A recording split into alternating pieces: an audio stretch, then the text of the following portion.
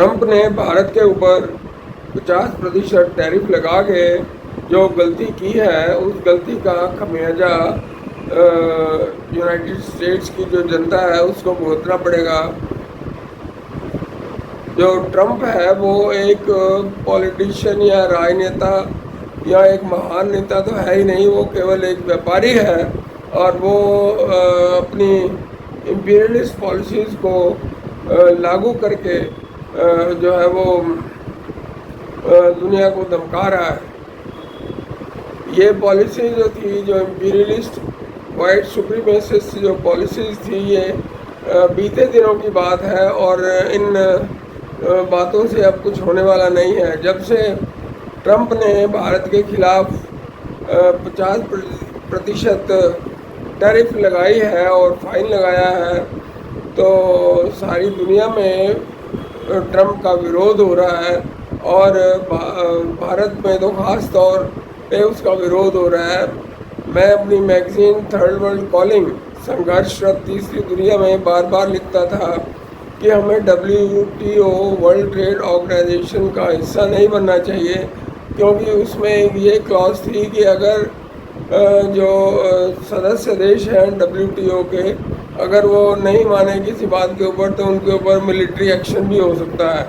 तो इस तरह से वो अपनी जो सुप्रीमेसिस्ट पॉलिसीज़ थी, इम्पीरियलिस्ट साम्राज्यवादी पॉलिसीज़ को दोबारा से हमारे ऊपर थोपना चाहते हैं मिलिट्री के ज़रिए। और यही कारण है कि जो US है वो दुनिया में हर जगह अड्डे, अपने सैनिक अड्डे बना रहा है, चाहे वो बांग्लादेश हो या वो अफ़गानिस्तान हो या और कोई जगह हो। अब बगराम जो एयरबेस था जिसको अमेरिका ने छोड़ दिया था, उसके ऊपर वापस उसने आगे अपना कब्जा कर लिया है। और ट्रंप जो है अब मुनीर, फील्ड मार्शल मुनीर को भी बुला रहा है बार बार। तो इसका मतलब ये है कि वो उसका इस्तेमाल करना चाहता है भारत के ख़िलाफ़ और हो सकता है ईरान के ख़िलाफ़ भी, क्योंकि ईरान जो है अपना परमाणु बम बनाने के ऊपर तुला हुआ है।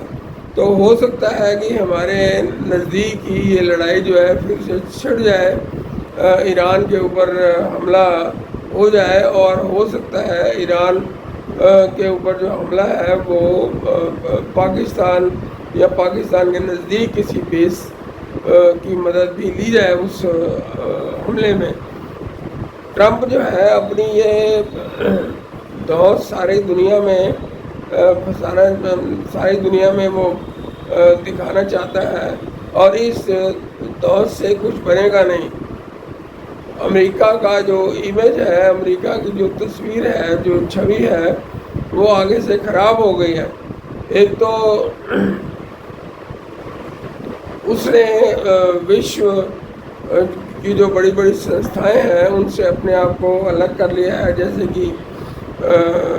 कि जो मौसम के ऊपर, जो क्लाइमेट के ऊपर जो कमेटी थी उससे अलग कर लिया है और उसे और कई ऐसे संस्थाओं से भी अलग कर लिया है जो पहले दान देती थी लोगों को USAID के नाम पे, और उससे CIA के सेंटर चलते थे। भारत में भी ऐसे CIA के सेंटर हैं जो कि एक तो लोधी रोड पर ही है और वहाँ पे काम करने वाले खुद ही कहते हैं कि CIA का अड्डा है। तो इस तरह से जो लोग हैं उनको चाहिए कि जो यूनाइटेड स्टेट्स की जो सामान है उसका बहिष्कार करें, जैसे कि कोका कोला है और पेप्सी कोला है और फेंटा है और दूसरी तरह के जो सामान हैं उन सब का बहिष्कार करें, क्योंकि यही एक तरीका है जिससे हम भारतवासी यूनाइटेड स्टेट्स का जो दमनकारी नीति है उसका सामना कर सकते हैं, उसका जवाब दे सकते हैं।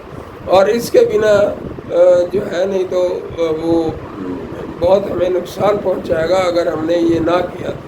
धन्यवाद।